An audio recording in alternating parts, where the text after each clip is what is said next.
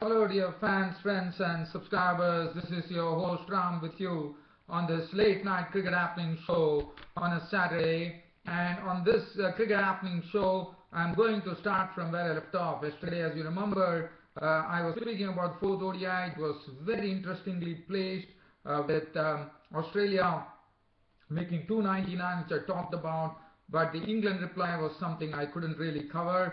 But let me tell you, I probably covered it in brief at that particular time, and when I actually left you, dear fans and subscribers, I said that there was still a long way to go with Morgan and Stokes at the crease.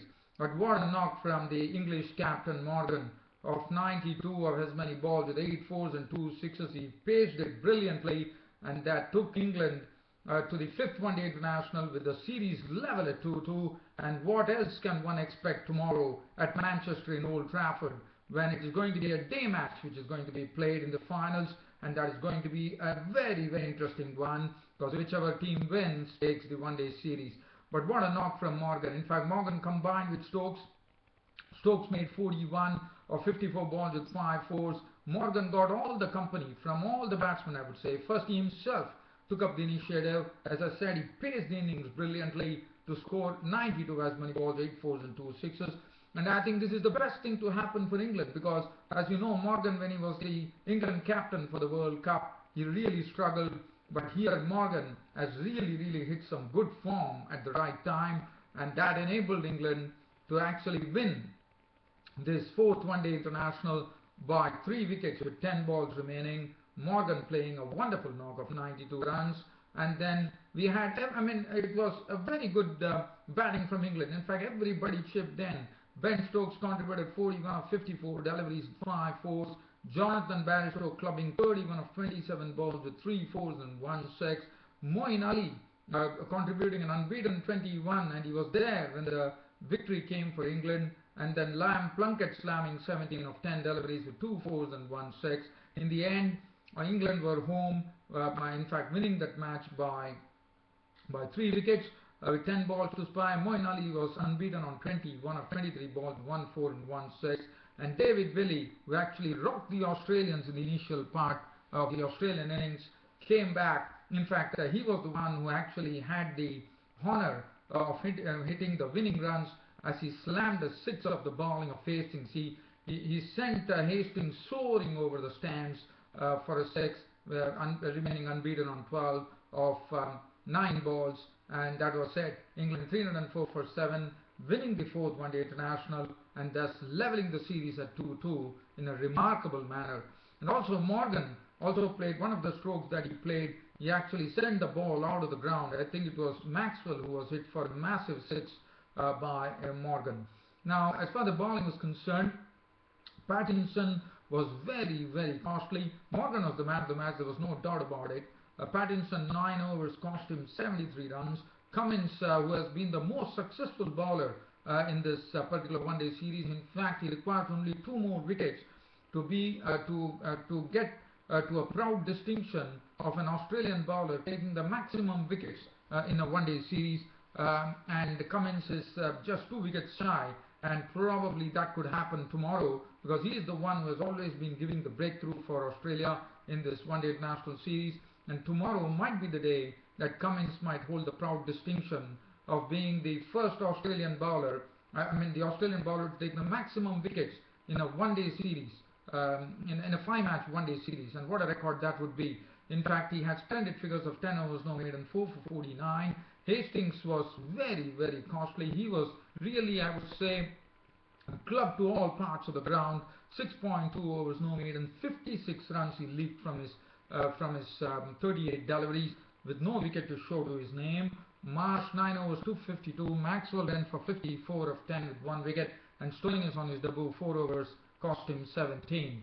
But let me tell you, Morgan was the man who really took them, paced the innings brilliantly, and took them to victory. And as I said, now the final one-day international, which is coming up tomorrow, and as I said, this is going to be played at Manchester in Old Trafford, but the only difference being that this is going to be a day game. So it will be interesting to see what the team does because there would definitely be some dew in the pitch.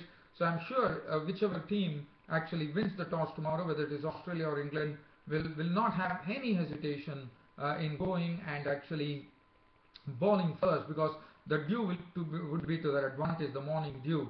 Now this is going to be played at Manchester and Old Trafford, and I'm sure there could be something in it for the bowlers, no doubt about it. So that is going to be interesting. So that will be a sort of a different thing for them with the final one-day international not being played under lights. Now England, well, for them, they have everything going. In fact, they have really come back from behind. They were trailing 0-2 in the one-day series. They came back, and now they have leveled the series at 2-2. So that would give him some ounces of confidence. And now Australia are the ones who have to be wary about it. And it is not going to be easy now. But what a fitting finale it has come up to at Manchester and Old Trafford, where both the teams are going to lock horns tomorrow to find out who is going to be the winner of this well-fought one-day series. As far as England are concerned, if you look at it, they are looking pretty strong. Now the only thing is that Jason Roy has been in some sparkling form. In fact, when I've seen that he's a wonderful player to watch, he really drives beautifully through the covers. His clipping of his legs have been pretty impeccable. And now Alex Hales has been a question mark. Now Alex Hales has been really searching for form. He has not been really hitting his straps. Now that is what England would want tomorrow in the final one-day international. I hope it happens. And if that happens, I think Australia are in for some real punishment, because Alex Hales can also play very aggressively. And if Alex Hales and Jason Roy could really put up a very aggressive partnership, as I said, Alex Hales has been struggling for form, and that is what England would want. They would want a good foundation being laid, and that could come only if Alex Hales could hit some form. And as I said, if he hits his straps, then Jason Roy and Alex Hales, really playing together would be a real treat to watch. But if that is something that England would hope that it happens. James Taylor has already shown his consistency in this one-day series, already picked up his maiden ODI 100. What else can one ask for from James Taylor?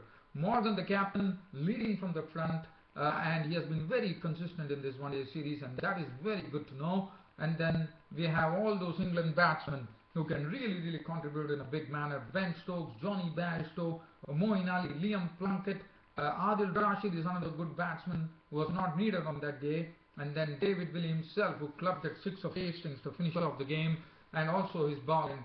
David Willey's bowling was pretty good, and as I said, tomorrow if Australia bat, it would be very interesting to see how David Willey bowls, because David Willey is a swing bowler, and in conditions which are really suited, I think David Willey will be quite a proposition for the Australian batsman. Stephen Finn should be back, so that would be interesting, and Liam Plunkett. So I think England are looking pretty strong in all the departments, and I think now Australia are the ones who have to really worry about it, because England are hitting form at the right time. Now, as far as the Australians are concerned, Arun Finch, we all know what an attacking player he is. Yes, Australia definitely crippled that David Warner is not along with Arun Finch, which is the normal opening, but Joe Burns has not really scored a lot of runs, but I would say similarly as to England, one would hope that Australian openers also get a good start. Stephen Smith, the captain, he has proved that he can play in any format of the game, and George Bailey has been also scoring well. Glenn Maxwell the other day has hit some very nice form. Mitchell Marsh, Matthew Wade is another for me, it's a very refreshing thing to happen for Australia, especially considering that Brad Haddin is no longer in the mix, and Matthew Wade has definitely proved that he has a lot of things to offer for Australian cricket with the way he has batted. Mitchell Marsh has been doing his bit. Ashton Agar, John Hastings definitely didn't have a good match in the 4th one-day international, but I'm sure he will learn his lessons and he will really come back hard at the Englishman tomorrow. Mitchell Starc, now that would be very interesting. We didn't have Mitchell Starc in the 4th one-day international when Australia played. So Mitchell Starc coming into the team is going to greatly strengthen this Australian team. As you know, Cummins has been delivering the goods wonderfully. He has been hitting a very good length, and he has also been getting the wickets, which is what matters. He has been giving the breakthroughs in a very consistent manner. Cummins is on to a very good record. If at all he could get another 2 wickets, as he would hold the proud distinction of being the Australian bowler to have the maximum number of wickets in a one-day series. I reckon it is 14, if I'm not wrong. The previous record has been held by an Australian seam bowler, Clint McKay, who took 14 against Pakistan in the 2009-2010 series. So it is only a matter of 2 wickets. If he takes 2 wickets, he equals Glenn McKay's record, Clint McKay's record, and if he takes 3, then he will go over the record and he will hold the record. So Cummins has something to aim for tomorrow in the final one-day international, and I think Mitchell Starc coming in and hunting with Pat Cummins is going to make life a bit difficult for the English batsmen. So that would be an interesting thing to note when the 5th one-day international starts between England and Australia. But all in all, let me tell you, it's going to be a 10:30 a.m. start. And one thing, now another thing about this particular pitch that I would like to talk about is that I am told that this is going to be a brand new pitch. So basically, it's not going to be the pitch that at Manchester and Old Trafford that has been used by all the teams. So it's going to be a new pitch. So both the teams don't know how the pitch is going to play. But one thing is for sure, that we are looking at a very good dry day, which would be greeting both the teams at Manchester and Old Trafford. And I think the final one-day international, which is going to end this one-day series, as I said, it's a fitting finale to this one-day international series, should be a real beauty. So I'll be talking about this beautiful match, the 5th one-day international tomorrow. I'll give you a full match report on the final one-day international on my Cricket Happening show. And that's about it, dear fans and subscribers, with this very good preview of this final one-day international, which is coming up between Australia and England at Manchester and Old Trafford tomorrow. It's a day match, which I'll be talking about. This is your host Ram saying good night. Thank you.